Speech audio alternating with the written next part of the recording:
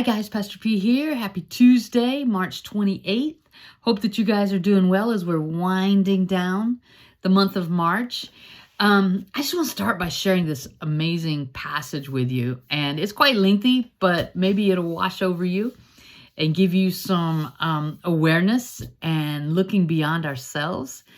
In Psalms 19, we shared a little portion of it last evening. But in the Message version, it tells us that God's glory is on tour in the sky. Godcraft on exhibit across the horizon. Madam Day holds classes every morning. Professor Knight lectures every evening. Their words aren't heard, their voices aren't recorded, but their silence fills the earth. Unspoken truth is spoken everywhere. How profound. God makes a huge dome for the sun, a superdome. The morning sun's a new husband leaping from his honeymoon bed. The day-breaking sun, an athlete racing to the tape. That's how God's word vaults across the sky from sunrise to sunset. Melting eyes, scorching deserts, warming hearts to faith. The revelation of God is whole and pulls our lives together. The signposts of God are clear and point out the right road. The life maps of God are right, showing the way to joy. The directions of God are plain and easy on the eyes. God's reputation is 24-karat gold with a lifetime guarantee. The decisions of God are accurate down to the nth degree. God's word is better than a diamond, better than diamonds, than a diamond set between emeralds. You'll like it better than strawberries in spring. Better than red, ripe strawberries, the Message says. There's more. God's word warns us of danger and directs us to hidden treasure. Otherwise, how will we find our way? Or know when we play the fool? Clean the slate, God, so we can start the day fresh. It goes on to say, keep me from stupid sins, from thinking I can take over your work. Then I can start this day sun-washed, scrubbed clean of the grime of sin. These are the words in my mouth. These are what I chew on and pray. Accept them when I place them on the morning altar. O God, my altar rock, God, priest of my altar. That's just powerful to me. It's about recognizing God in everything, recognizing God where we're at, recognizing God in the heavenlies, recognizing God in the sky, recognizing God as we're going to see on as we look at day 5 of Genesis 1, recognizing God in the waters that's teeming with creatures, recognizing God in all the seasons.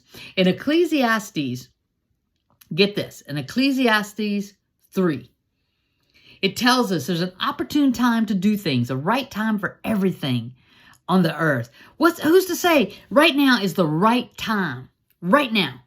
A right time for birth and another for death. A right time to plant and another to reap. A right time to kill and another to heal. A right time to destroy and another to construct. A right time to cry and another to laugh. A right time to lament and another to cheer. A right time to make love and another to abstain. A right time to embrace and another to part.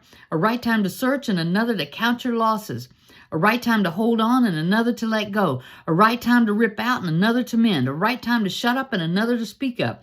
A right time to love and another to hate. A right time to wage war and another to make peace. But it says, but in the end, does it really make a difference what anyone does?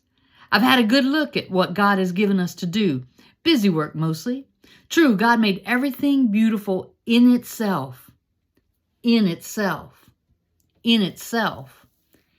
In itself. Woo! In itself. And in its time. But God's left us in the dark so we can never know what God is up to, whether God's coming or going. I've decided that there's nothing better to do than go ahead and have a good time and get the most we can out of life. That's it. Eat, drink, and make the most of your job. It is God's gift.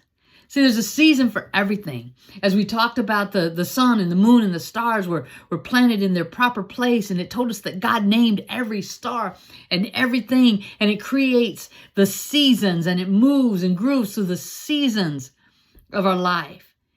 And if we watch it, we can learn. Just like Psalm 19 said, it's continually speaking truth to us. The earth and all of creation is continually speaking truth to us. And you would think that it would cause us to pay attention.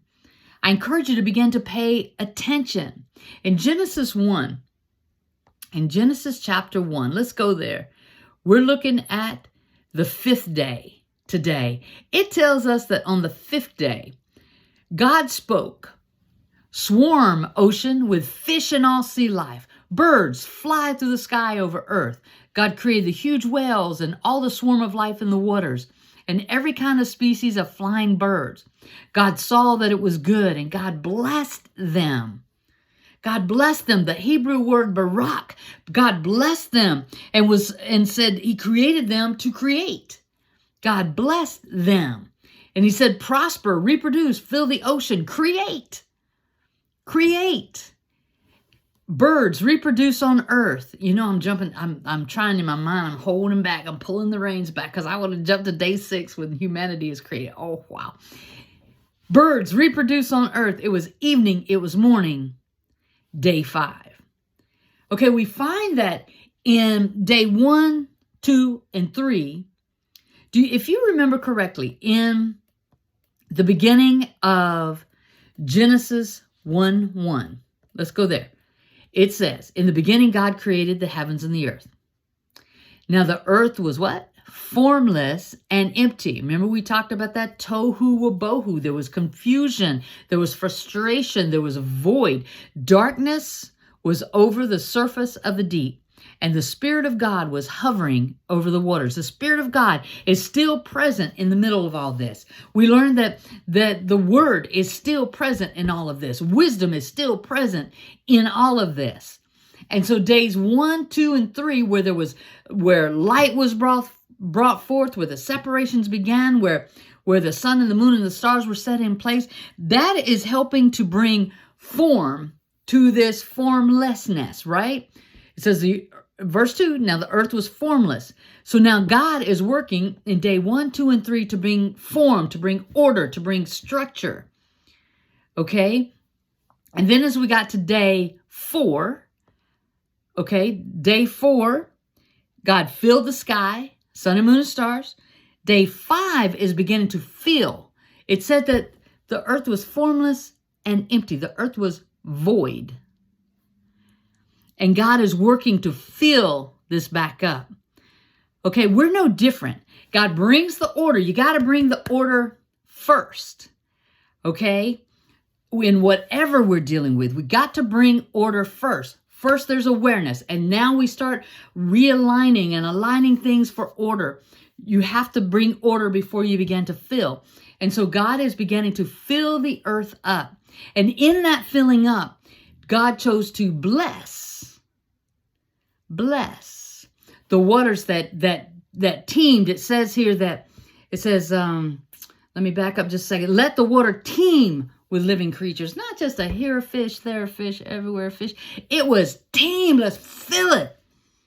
Let's fill it and let birds fly above the earth across the vault of the sky. It was in mass. Let's fill it up. Okay? And here's the kicker. As we relate this emotionally, spiritually, physically, mentally, with all the stuff that we've had that's happened in our lives, and we've looked at those things and we've shined the light on them and we've identified them, we've brought them to a place of order.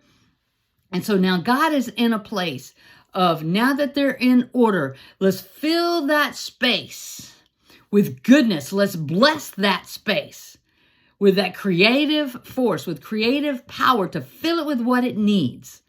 Okay, what will survive in that space? Okay, because I don't know about you, negativity will not survive in this space. Okay, it won't survive.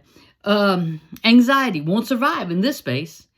Okay, impatience won't survive in this space. If I become impatient about something, it quickens my heart to pay attention to where I'm at and what's really going on around me.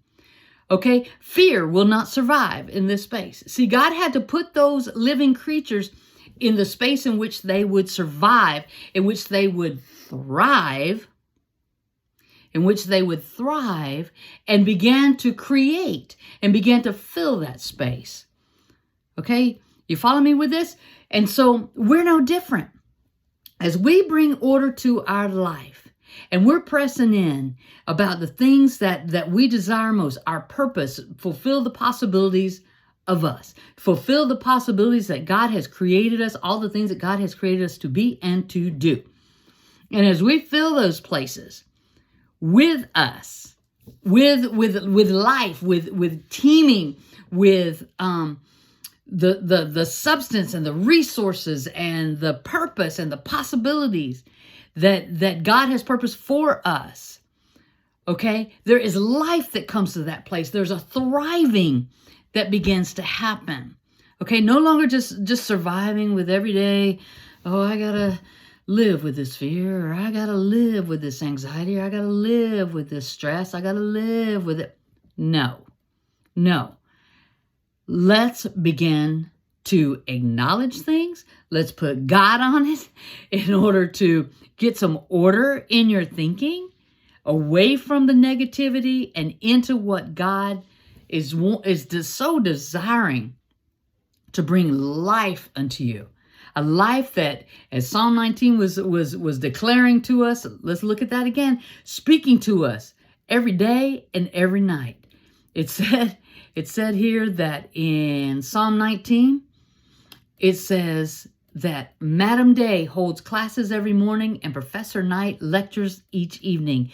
There's a continual lesson if we but pay attention. I want to encourage you this evening, pay attention.